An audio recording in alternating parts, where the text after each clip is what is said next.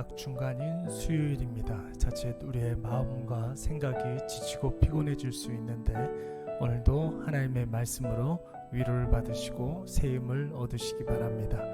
오늘 보실 하나님 말씀은 요한복음 16장 9절로 11절까지의 말씀입니다.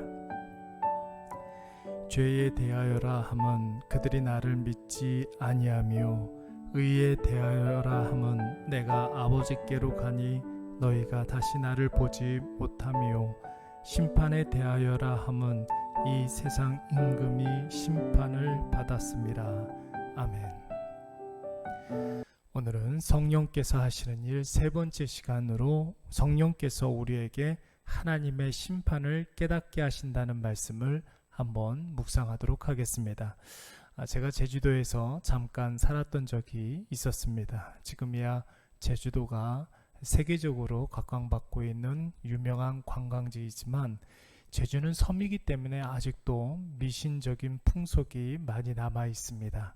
여러 가지가 있겠지만 제가 참 특이하다고 생각했던 것 중에 하나가 신구관이라는 풍속입니다. 각 집에 귀신이 하나씩 거주하고 있는데 천상회의로 이제 하늘에 올라가 있는 동안에 이사를 해야 한다는 것이죠. 여러분, 우리나라의 각 지방마다 이런 귀신에 관련한 풍속들이 아직 많이 남아 있습니다. 정월 대보름에는 대문에 채를 걸어 놓으면 귀신이 집에 들여오려다가 채에 난 그 구멍을 새다가 밤을 샌다고 합니다. 밖에 신발을 두지 않으면 귀신이 사람이 없는 줄 알고 그 집에 들어오지 않는다는 것입니다. 우리나라에는 귀신을 속이는 그런 풍속들이 참 많이 있는 것 같습니다. 여러분, 왜 사람들이 이런 일들을 합니까? 귀신을 속일 수 있다라고 생각하기 때문입니다. 그렇기 때문에 당연히 귀신은 사람을 판단할 수 없고 심판할 수 없다고 생각합니다. 그래서 귀신을 섬기거나 미신을 믿는 사람들은 절대로 자기 삶에 대한 민감함이 별로 없습니다. 귀신이 나쁜 일 하면 잡아간다 이런 의식이 없으니까 삶에 대한 성찰과 반성이 없고 더욱이 변화와 달라짐을 기대할 수가 없는 것입니다. 그러나 우리가 믿는 하나님은 심판하시는 하나님이신 줄로 믿습니다. 하나님이 심판하신다는 말의 의미는 첫째, 하나님이 의로우신 분이라는 것이고, 둘째, 우리의 일거수일투족을 두루 감찰하시며 다 보고 계신다는 것입니다. 셋째, 우리를 판단하실 때에 그냥 이랬다 저랬다 하는 불문명한 기준으로 판단하시는 것이 아니라 아주 정확한 기준, 즉 하나님의 말씀으로 우리를 판단하시고 심판하신다는 것입니다. 그래서 다윗은 시편 139편 2절 말씀에서 이렇게 고백하고 있습니다. 주에게서는 흑암이 숨기지 못하며 밤이 낮과 같이 비추이나니 주에게는 흑암과 빛이 같음이니이다. 하나님 앞에서는 그 어떤 것도 숨길 수가 없고 감출 수가 없다는 뜻입니다. 다윗이 왜 이런 고백을 했겠습니까? 다윗은 당시에 최강 이스라엘의 무소불위의 권력을 가진 왕이었습니다. 그래서 그래도 된다고 생각을 해서 남의 여자를 건드렸던 것이고, 또 그래도 된다고 생각해서 그 여자의 남편을 치밀한 계획을 세워서 죽였던 것입니다. 거의 완벽하게 이 일을 꾸미고 성사시켰다고 생각을 했지만 여러분, 누가 보고 있었습니까? 하나님께서 불꽃 같은 눈으로 다윗의 그 모든 행위를 보고 계셨습니다.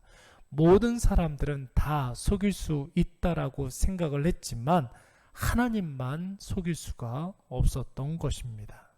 사랑하는 여러분, 우리가 믿는 하나님은 의로우신 하나님이시고 거룩하신 하나님이신 줄로 믿습니다.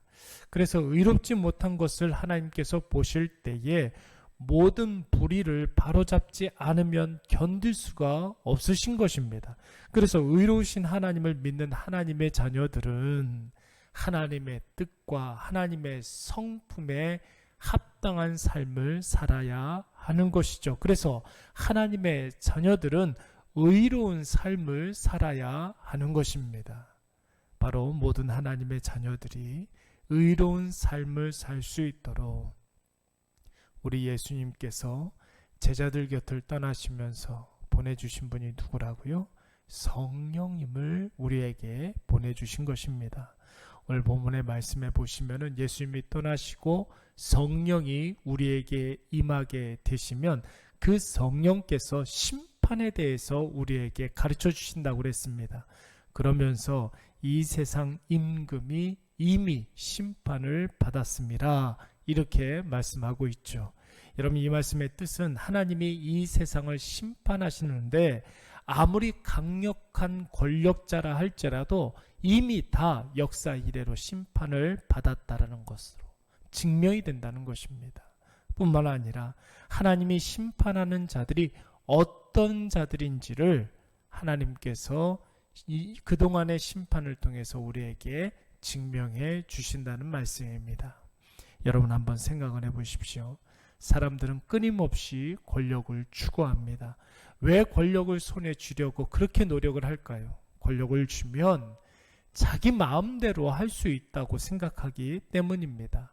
자기 권력으로 숨기고 싶은 것은 마음대로 숨길 수가 있고, 자기 권력으로 마음에 들지 않는 사람들은 마음대로 심판할 수 있다라고 생각하는 것입니다. 다시 말해서 자기가 곧 법이고 자기가 심판주가 될 수 있다라고 생각하는 것입니다. 그러나 하나님께서 역사 이래로 동서고금 오고 오는 모든 역사 가운데 그렇게 생각하고 그렇게 행했던 모든 사람들을 다 심판하셨습니다. 그 대표적인 사람이 바로 이스라엘의 초대왕 사울이었고, 남북 이스라엘의 모든 왕들 가운데 악한 왕들을 하나님께서 그 기준으로 다 심판하셨습니다. 사랑하는 여러분, 성령께서 오늘 우리의 마음에 깨닫게 해주시는 심판하시는 하나님의 그 준엄한 메시지를 들으시기 바랍니다. 오늘 성령께서 우리에게 이렇게 말씀하고 있습니다.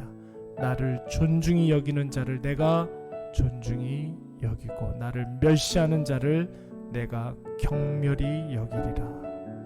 이 말씀을 꼭 기억하셔서 오늘도 성령께서 우리의 양심에 들려주시는 심판하시는 하나님의 그 준엄한 목소리를 들으시고 모든 삶에 의와 진리와 거룩을 나타내시는 모든 하나님의 자녀들 되시기를 간절히 축원합니다. 기도하겠습니다. 사랑과 은혜가 풍성하신 여호와 하나님 아버지, 오늘도 성령께서 우리의 귓가에 심판하시는 하나님에 대한 귀한 말씀을 듣게 하여 주시니 참으로 감사드리옵나이다. 이 시간 우리의 모든 삶에 더러운 귀신에 사로잡혀 속고 속이는 일들이 없게 하여 주시고, 특별히 이 세상을 공의로 다스리시는 하나님 아버지 앞에서 살아갈 수 있도록 주여 우리를 주장하여 주시옵소서. 그러기 위해서 세상 유혹에 마음이 나뉘지 않는 담대함을 허락해 주시고, 순간의 쾌락에 눈길 주지 않는 단호함도 허락하여 주시옵고, 무엇보다도 내 마음대로 살고자 하는 자기 집착에서 벗어나게 하여 주시옵소서. 오직 전능하신 하나님만 주임 삼고 하나님의 뜻대로만 살아가는 귀한 주의 자녀들 다 되게 하여 주시옵소서. 예수님의 이름으로 기도드리옵나이다.